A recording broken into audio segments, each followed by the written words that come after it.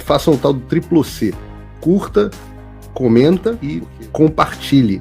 Você pode fazer essas 3 coisas que ajudam o algoritmo a aparecer. Mas eu não tô brincando não, pessoal. Dá uma paradinha agora de 1 segundo e clica no joinha. É importante que você faça isso. Porque se você não fizer, inclusive atrapalha o vídeo. Parece que o vídeo é menos relevante. Pois é, eu tenho dito que a presença da Argentina bem ali ao lado do Brasil, com um governo reformista, liberal, né? Assim como lá em El Salvador, um lugar pobre e tudo, mas um sujeito linha dura, com mais de 80% de popularidade, de aprovação, sendo reeleito porque criou uma prisão nova e botou realmente marginal dentro, são exemplos incômodos para a esquerda latino-americana. Eles adorariam que ficasse tudo vermelho, tudo dominado pelo Foro de São Paulo, para não ter mais comparação. E é o que eu sempre digo, né? Análise se faz na derivada, na segunda derivada, é na margem. Na margem, o Brasil vai só piorar. O caso do leite pode ter suas particularidades, mas a minha análise foi mais abrangente, porque vai tudo piorar. E no caso da Argentina, vai tudo começar a melhorar. O Milei não vai conseguir fazer tudo o que quer, nós fomos realistas nas análises desde o começo aqui. Ele vai esbarrar em judicialização de sindicato, peronistas, vai esbarrar no próprio Congresso, que ele não tem uma maioria definida, ele precisa convencer e tudo, e vai desidratar várias das reformas. Mas só de apontar na direção certa, olha aí o resultado. Depois de mais de uma década, consegue ter um superávit, ainda que seja pequeno. No Brasil, o governo Bolsonaro, mesmo com pandemia, tudo isso, porque tinha um mapa de voo parecido com essa agenda reformista liberal, entregou no último ano mais de 50 bilhões de superávit primário. O que fez o governo do PT? Inverteu isso para 200 e poucos bilhões de déficit. Aí o sujeito da Globo vai lá e fala assim, a culpa do rombo é do governo anterior, que entregou a casa em ordem mesmo com pandemia. Então é uma loucura, né? Mas é o que eles têm, narrativa. Agora, a minha preocupação, entre aspas, é a seguinte: política e economia não andam par e passo, e a gente tem que tomar cuidado com aquela falácia que o Bastiat, Frédéric Bastiat, economista francês do século XIX, apontava, que é aquilo que se vê, ou seja, a coisa mais de curto prazo, e aquilo que não se vê, que são os efeitos colaterais a mais médio e longo prazo. Né? Você, para entender de economia, você tem que saber o efeito das medidas ao longo do tempo. Você tem que ter lógica causal para ligar Lé com Cré. Por que eu estou dizendo isso? Porque mesmo essas medidas positivas que começam já a mostrar que a casa está entrando em ordem, ele entregou uma inflação também, 20%, é muita inflação, mas é muito menor do que vinha. Então já começou a ceder a inflação, mas essas coisas levam tempo. E o grau de miséria é muito grande na Argentina, a destruição econômica foi muito ampla pela esquerda lulista na Argentina. Então o problema, claro, é todo mundo virar e falar assim, tá vendo, a direita não está resolvendo. Não adianta nada fazer isso porque não está resolvendo.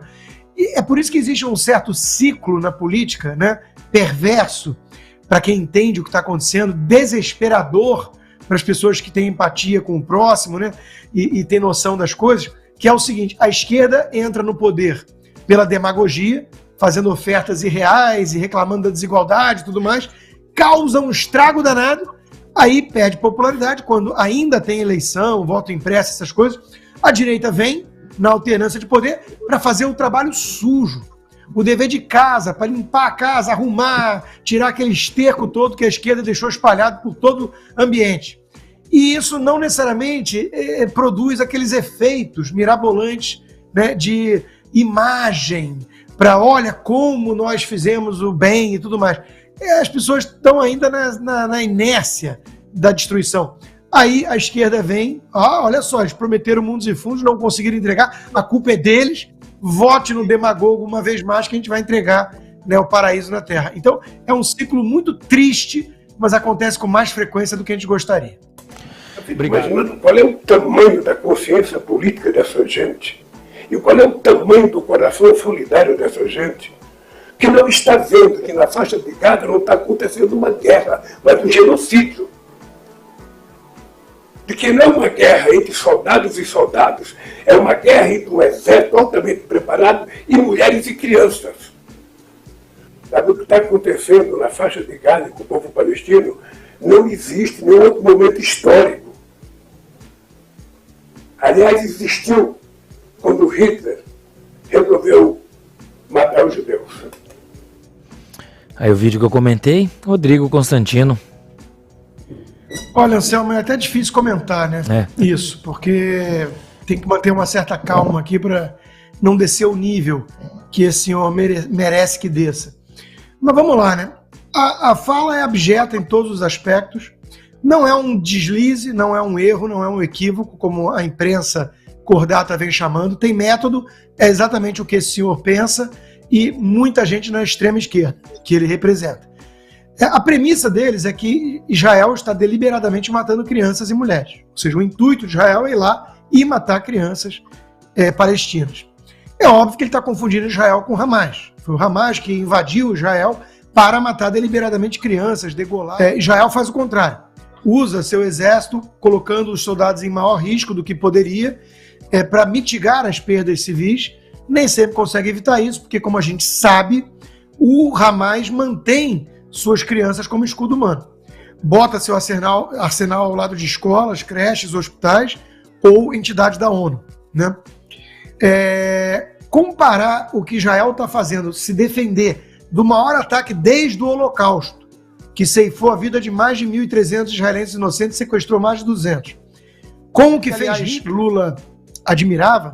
Na entrevista da Playboy na década de 70, ele diz que Lula ele podia estar errado, mas ele tinha aquilo que ele admira num homem, né, a determinação de correr atrás dos sonhos. Isso foi dito pelo Lula. Comparar isso é desumano em todos os aspectos, que o Lula desde o início dá um jeito de defender ou passar pano, né? Então, é uma fala desastrosa do ponto de vista geopolítico, mas tem método. O Lula vem aproximando o Brasil do eixo do mal. Se hoje estourasse uma terceira guerra, não resta a menor dúvida que o Brasil lulista, estaria ao lado de China, Rússia, Irã, Venezuela, Nicarágua, Cuba, contra os Estados Unidos, Europa e Israel, contra o Ocidente. E o que ele representa em termos de garantias às minorias, império da lei, democracia e por aí vai.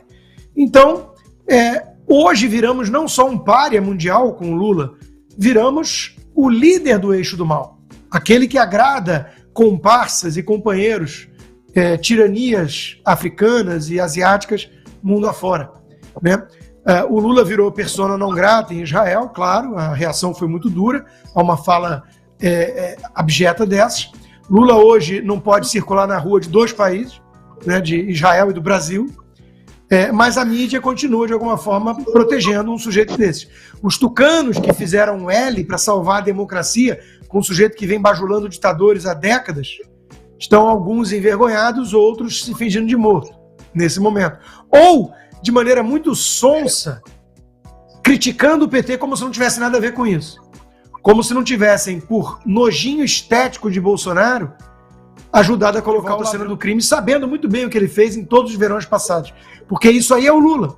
O Lula nunca foi o Mandela moderado, responsável com Armínio Fraga para cuidar da economia, como essa turma tucana nos vendeu, ou tentou nos vender. Nós não somos alienados nem trouxas, que nem muita gente por aí que fez o L. Então, é disso que se trata. A turma do PT está dobrando a aposta. Gleisi Hoffmann, o imitador de focas, os influenciadores, estão dobrando a aposta. O MST, estão todos eles dizendo isso mesmo, rompe relação com Israel, declara guerra, né? O que, aliás, dá impeachment. E vários deputados, mais de 90, já entraram aí assinando pedido de impeachment, porque está lá no artigo 5º da lei de impeachment. Então, parágrafo 3º. Ele está hostilizando e rompendo a neutralidade com um país aliado. É isso que ele está conseguindo fazer. Então, de novo, não é equívoco, não é deslize, tem método. Brasil hoje lidera o eixo do mal. Parabéns aos envolvidos, pelo menos tiramos o Bozo, né? É o que diria um bando desses aí. Vai lá, inscreva-se, se possível, torne-se um apoiador. É baratinho, gente. No meu caso, se você fizer um pacote anual, dá um lanche de McDonald's por mês. $6 por mês e você viabiliza o meu trabalho. Então peço que se torne um apoiador do Loucos, inscreva-se, a inscrição é gratuita, já são 36 mil membros e agora com o aplicativo em português. Faça o tal do triplo C. Curta, comenta e compartilhe.